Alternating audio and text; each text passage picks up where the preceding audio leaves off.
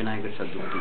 Hyderabad is Yeah, so for example, if in the 1890s in Bombay it was started off, I've forgotten the date, it was 1893 or 1895 or something, where Tilak started the first Ganesh Chaturthi as in public Ganesh festival. And at that time BJP, can you give the background also, what was happening in the national level politics? So that was in 1890 that Tilak did in Bombay.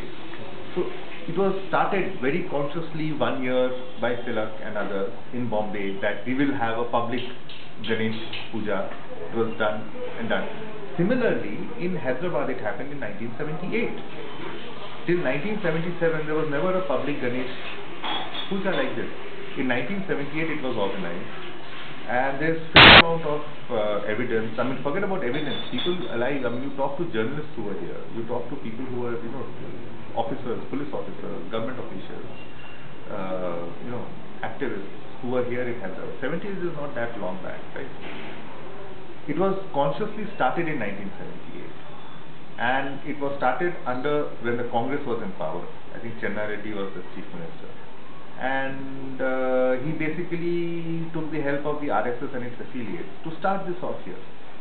And that year was the first year when this procession started to go and immerse the Ganesh idols in the Hussain Sagar. And that procession went through entire, from the Charminar area down through Abbey, the Mausam Jahi market crossing Karachi, where the Karachi bakery is, through Abbey. And they kept the procession as it went, kept targeting Muslim shops and burning and looting, and there were some, I think, if I'm not mistaken, about 100 people who were killed, almost entirely Muslims. So it was a very clearly planned thing. By the state also? Well, by the state in the sense that the state was an onlooker. The state did not plan it. The government, political party in power planned it and saw to it that the state stays away. Because that time there was a ruling problem, was there? Yeah, there was. I mean, I don't know the exact details, but as far as I remember, there was some faction fight going on within the Congress, right? These were, remember, the days prior to the emergence of the TDP.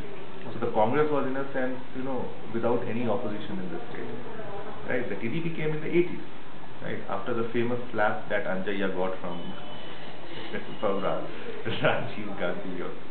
So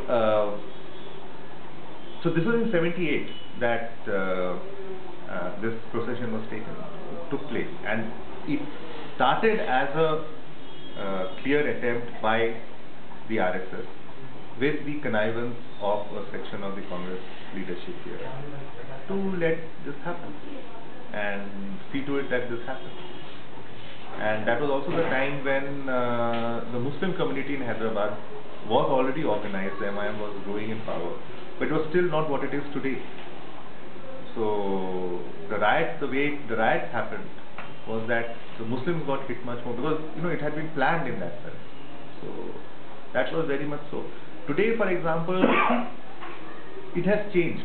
So the Ganesh Chaturthi is not what it was in 1978, in the sense that a lot of people who are now part of, number one, it was at that time very clearly done in the old city, in the Hindu localities of the old city. Very few in here. Secondly, Hyderabad was a very different city demographically, politically at that time. In the last 20 years, Hyderabad itself has changed a lot, both spatially, in the demographic profile, etc. So all that has happened. And at that time, so in a sense, it still remains very much assertion of the Hindu communities here. But if you look at who are the Hindu communities doing it, again, it's not the elite, right? It is the working people. You can't call it working class, but working people who are sort of, much more aspirational than they are actually doing well. So those are the people who are involved in it, and this is a sense of their assertion. And that assertion is coming in religious forms. But there's also other things which have happened. Much sewage, because there's very little water, much sewage has flowed down the Musi in these 40 years, or not 40, but 35 years. So basically what has happened now is that for the last many years, for example, now Muslim organizations have stalls along the side when the Ganesh procession is going, offering water. They are special efforts made, peace committees are formed, that things won't happen. Certain rules of behavior have been put in place by the police and various, over time, that you won't do this, you won't do this, this won't happen, that won't happen. So things like that. So given all of that, it has changed. But the original, it's not that old. It's just. But this Hyderabad also recently, Ram Navami, even in my 7 years, I think it's the first time. Ram Navami also they started this. Yeah, these things are starting, and it's also a part of the emergence of these public festivals is also a part of a certain change, larger change in the sense of new social classes and groups, communities, emerging in their economic conditions changing, their political aspirations, their ability to spend, their need to assert themselves in the space of the city changing. So all of that is happening, and much of it, the way it is happening, unfortunately, is that because there is no left direction, right, of any sort. I'm not just talking of organized left, but any form of progressive direction. This expression, this need to publicly assert one's presence, publicly assert one's identity, is getting channelized largely through religious means by organizations and forces which are fairly reactionary, very, very reactionary. And could you tell me, since we were speaking about Hyderabad, there is this Charminar, there is a small temple, it's growing every year by year. What is that actually? So there are lots of these places. See, for example, that Charminar temple, there's a temple right on next to the Charminar. That was actually the zero milestone. Okay. Right? And there are photographs. In fact, when I used to work in the Hindu, I remember once there was a photograph which had been published, which showed that it was a zero milestone. Okay. And the milestone has this shape. So that became a stone which was worshipped. How did it happen? Sorry. So that became a stone which was worshipped, and there was supposedly some person who was sitting there to beg for alms. Okay. And some poor person was sitting there begging for alms, and they started using that as a way of saying that this is a religious thing. She used to put some sindoor. This beggar woman used to put a little sindoor on that milestone.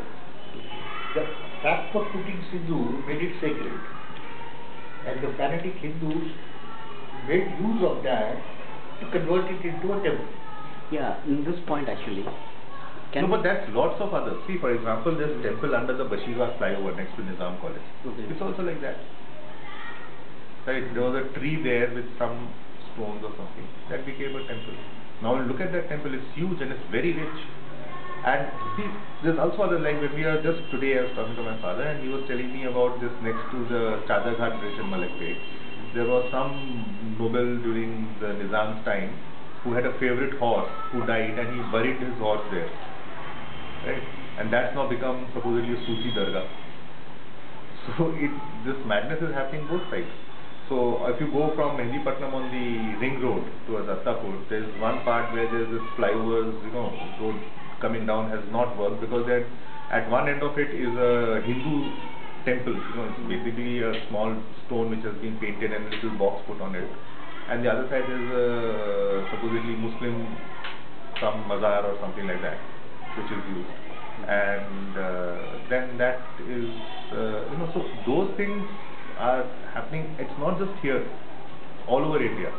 And it's a question of grabbing land or grabbing public space. The reason why it is done in Charminar is that area around that is entirely a Muslim dominated area. So you want to have a Hindu presence there. And I remember one person once telling me that every brick in that temple next to the Charminar is worth so many lives, because every time that temple was expanded, there were riots. Right? So people died, bloodshed. So.